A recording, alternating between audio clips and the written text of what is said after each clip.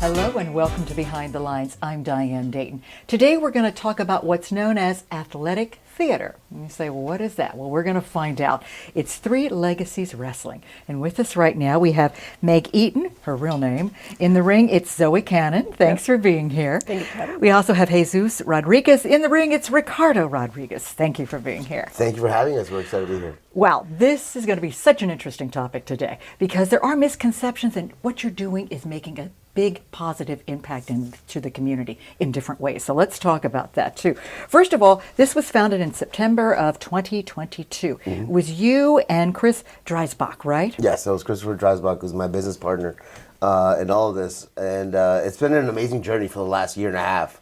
And to kind of put into perspective of where we started to where we are now, I mean, we started with only 2 students, and then it grew to 25 now. Wow. We started with an attendance of 100 people, and then now we average 500. So much so that we were actually having to move to a bigger venue in just a year and a half. We were able to make positive impacts within the community. We were able to do an event at the local baseball stadium, at Cleveland Magazine Stadium, back in August. So it's all within a year's time, and then so moving forward after that first year that we had in September of 2023, moving on to this next year of 2024, we have so many more things in the works. You do. And I want to ask you just briefly, what do you think has made this growth? I feel like it has a whole lot of different moving parts that are all working together between the people behind the scenes, between myself, Christopher Dreisbach, Ronnie Ramon, who we'll be talking to a little later. Bobby Gannay, Andy Shankman, Keith Bauer, Harley. There's so many individual pieces that are putting everything together.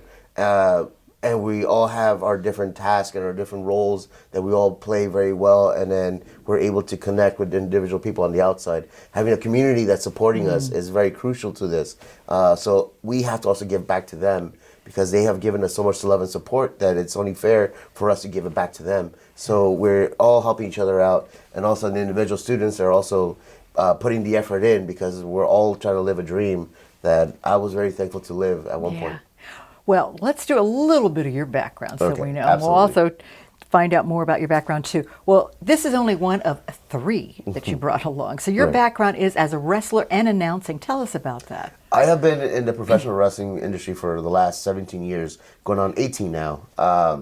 I'm originally from Los Angeles, California. I did a lot of international travel for a good solid 4 years on the independent level. And then in 2010, I was signed to World Wrestling Entertainment. So I got to spend about 4 or 5 years, traveling internationally, being on international television with WWE. I got to perform at the largest arenas in the world.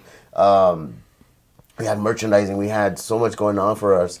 And when my time there ended, I ended up moving to different countries and opening up wrestling schools. Wow. I got to experience living in India. I lived in Australia. I lived in England. I lived in Mexico. And then before I came here to Lancaster, I lived for almost a year in Cairo, Egypt, opening up a wrestling school. Wow. So I'm bringing all of that international experience to Lancaster, to Three Legacies Wrestling, and then passing it on to the students that are also on that journey of living that dream. And I think you've been on about every continent, haven't you? Antarctica, I'm coming after you. Okay, that's coming up. I'm going All after right. Antarctica. Okay, there you go. That's the one you need. Well, now, Meg, or we'll call you Zoe. Yes.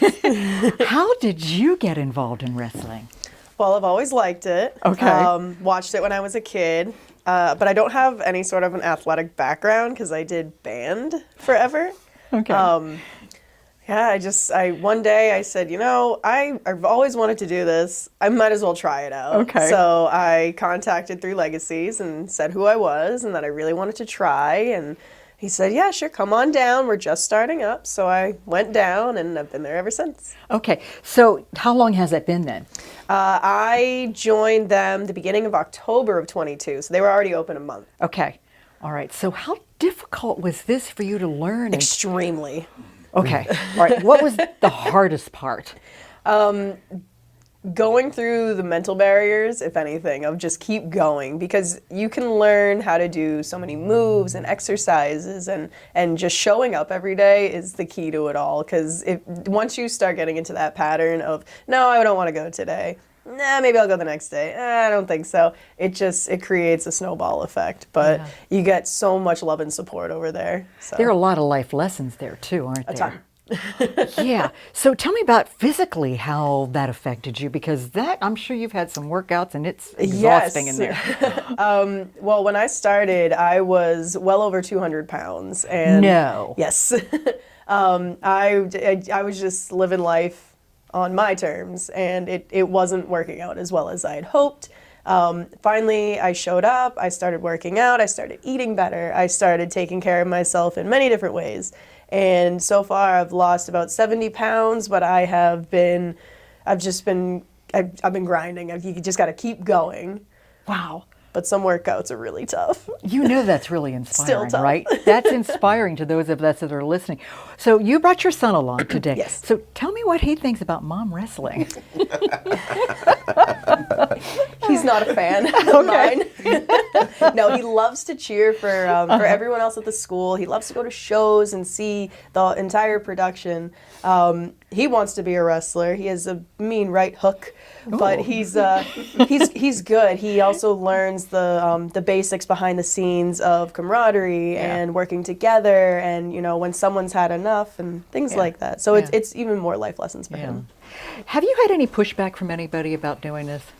I have. There have been some friends and family that they think it's ridiculous. I'm in my 30s, so what are you doing getting into this at this age? And it's fun. Yeah. If anything, it's fun. And I think maybe that's kind of a motivator to keep going Yes. too when they're against it as all too. Okay. So when we talk about this Three Legacies, tell me about that name. So there's a whole lot that goes into that. And I'll kind of go back to my original roots in the independent scene. The name I used to go by on the independence was Chimera. A chimera is a Greek monster, and it has three animals within one. And so it's a DNA that has multiple sets in there and within the cell. So it's a whole other thing to it. There's a metal band that I used to listen to named Chimera, so that was kind of where that name originally kind of came from in the Greek mythology. And so that has a lot to do with it. And the concept of three, to me, was always something very important. The concept of the mind, body, and spirit, the past, present, and future. Yes. The trifecta, right? So that to me was always something that was key. And then in the symbol, there's an infinity in there. So the mind, body, and soul, for eternity. Now, as I got into something I know we'll get into afterwards, that just happened to be a part of it, was the addiction side that I fell into. And then there was something in there that just kind of tied everything up, that made it something so coincidental, but it was kind of like a calling that this is probably the right way to go about it. Yeah. And we kind of applied it, and it just kind of went from there.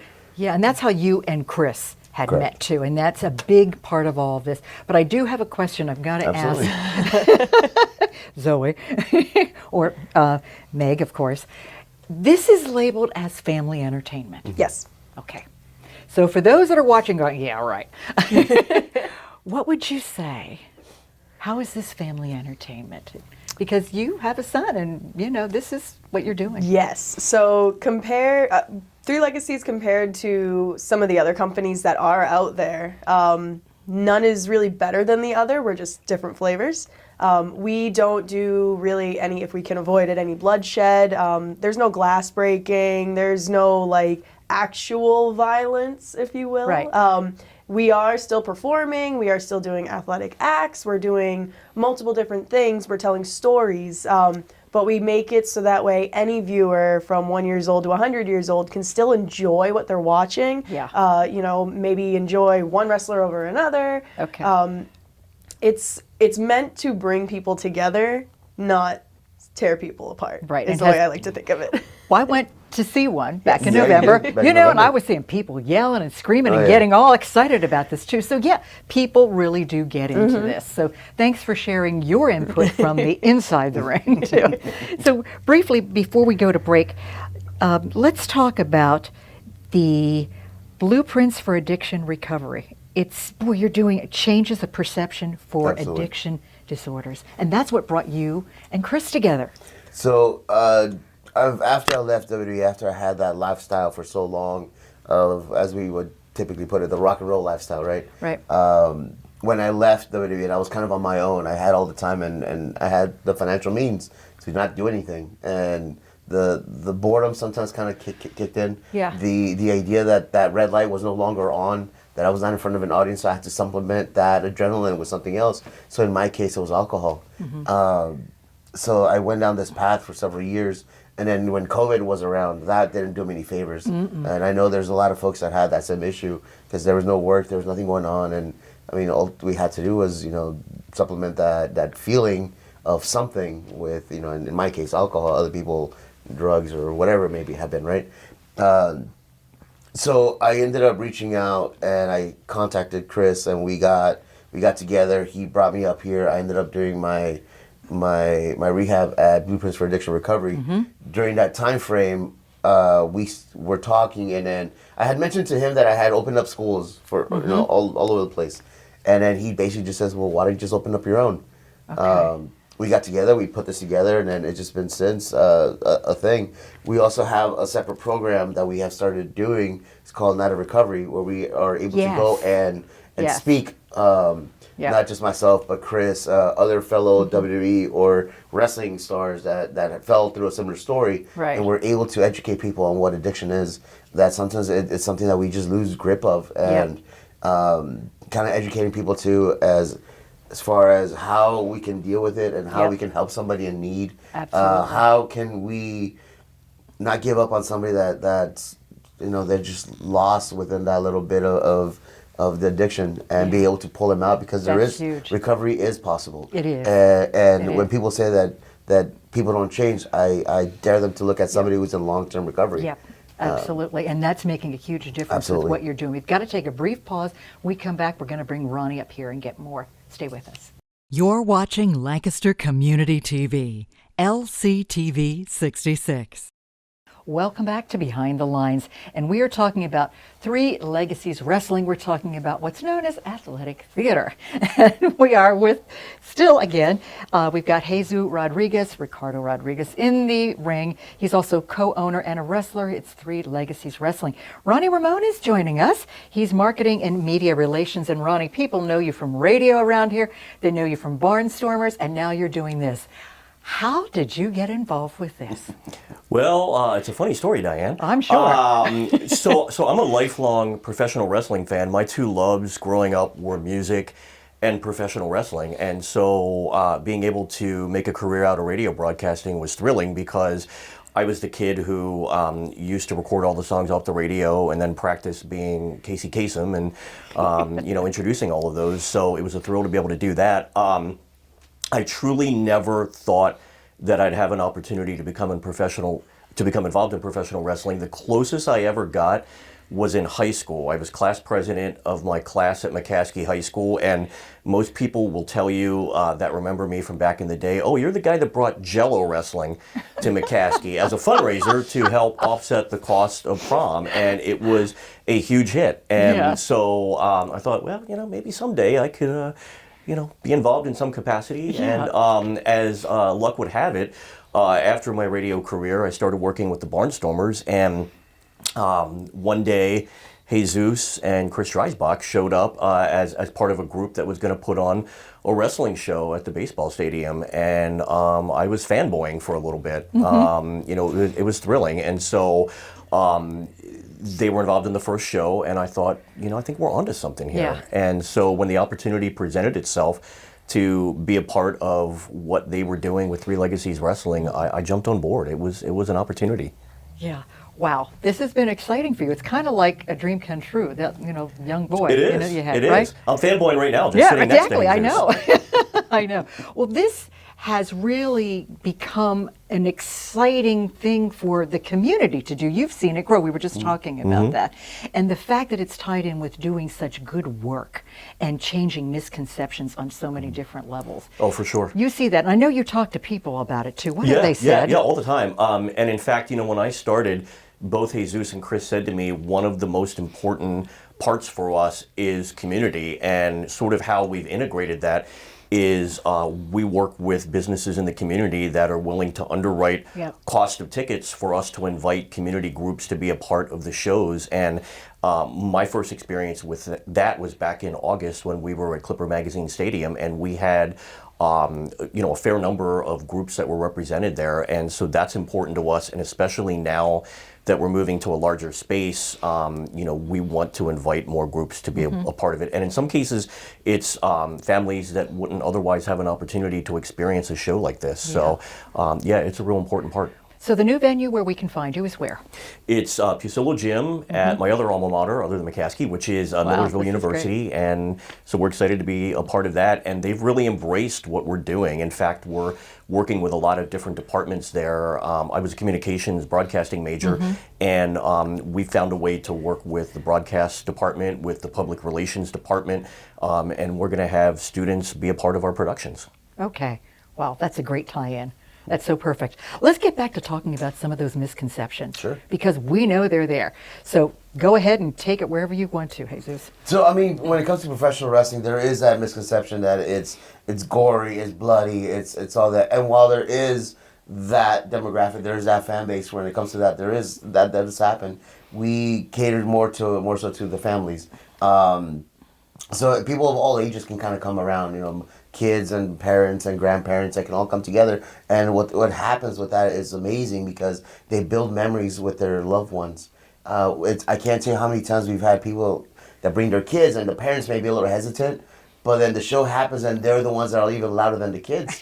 But what's beautiful about that, and I get messages about this all the time, was that they'll send me a recording of the show and then they'll show their kid and how excited and how into it they are, and then that's something that's amazing because they're building something with their loved one. So that to me is amazing, and then to have something that we can build with the community, it's truly special that we can also, like I said, to me, be able to give back. And to Ronnie's point, we're able to get so many people that otherwise wouldn't have had that opportunity because there hasn't been wrestling here in Lancaster for years. Right. So to be able to bring back something of that sort that everybody can enjoy is truly a blessing.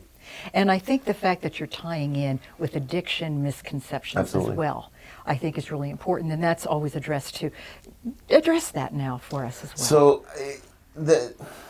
I can only speak from personal experience, and I know that when I was deep in my addiction, a lot of people gave up on me.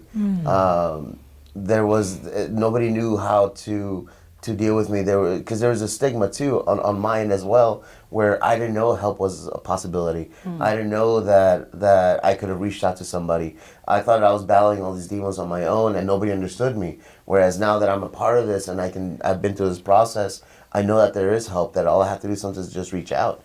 And there are people that are out there that are willing to help. And then I'm very thankful that within our year and a half that we've been here, we have several students they're in recovery as well. So that helps them stay motivated as well too. We do a lot of stuff like I mentioned earlier, the night of recovery.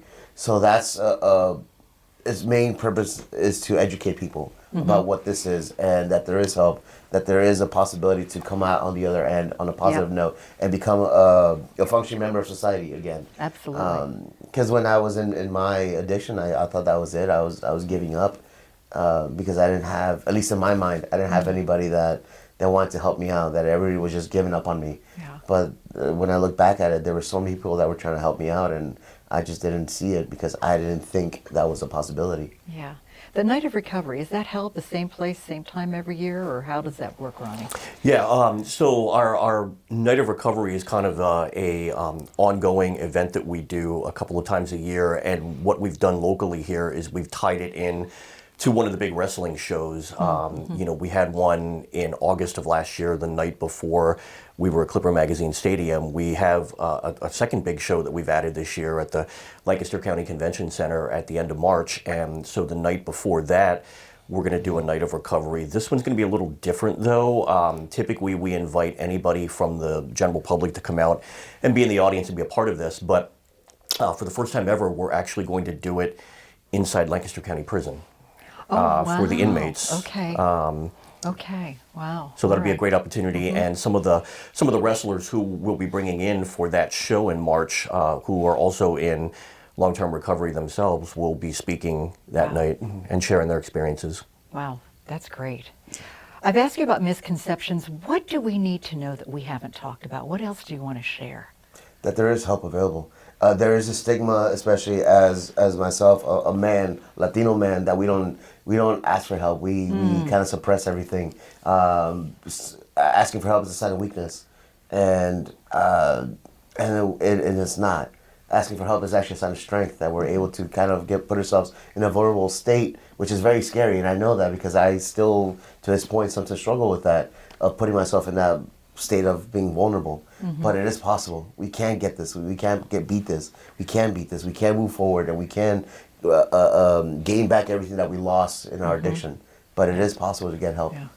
Boy, when we just going back to the physicality with this, all right, I mean, it's exhausting for the short amount of time that you're in the ring. What do we need to realize? Because you need to be in really tip-top shape to handle this. There was a quote by Usain Bolt not too long ago that said, "I trained 4 years to run 8 seconds." And essentially, that's what it is. We train year round. Yeah. We don't have off seasons. Our off season is when we get hurt. So we continue to go, because our deal is, if we don't wrestle, we don't get paid. We don't achieve, what we're trying to get to. So we don't have off seasons. There's no breaks. Right. It's very heavy on the body and on the mental health side of it. But just like a lot of other things, right? It's discipline. It's discipline, it's commitment, and you will achieve. Thankfully, we have the connections. We have built something special that we can all enjoy, and we have a platform, which is important. We have an amazing platform for these people that can kind of come in and then utilize it to help them elevate themselves to something bigger. Yeah, and it truly is an art form. It is, absolutely. Because when you look at it and you watch what you're doing and how, you've got to be at certain places at certain times and land certain ways. Yeah, and then I'm still trying to figure out how to fake gravity.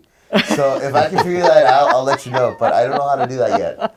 So, I mean, there's choreography with this too. It's just it's amazing when you watch. Well, what you you're put doing. it this way, right? You can go watch a 6-foot turtle that somehow knows ninja. That he's a ninja, he knows karate. That came out of the sewer, and it's all CGI. But we're doing this in front of you live. Yeah, right. Yeah, and that's the key part of it. One brief, quick thought at the end, Ronnie.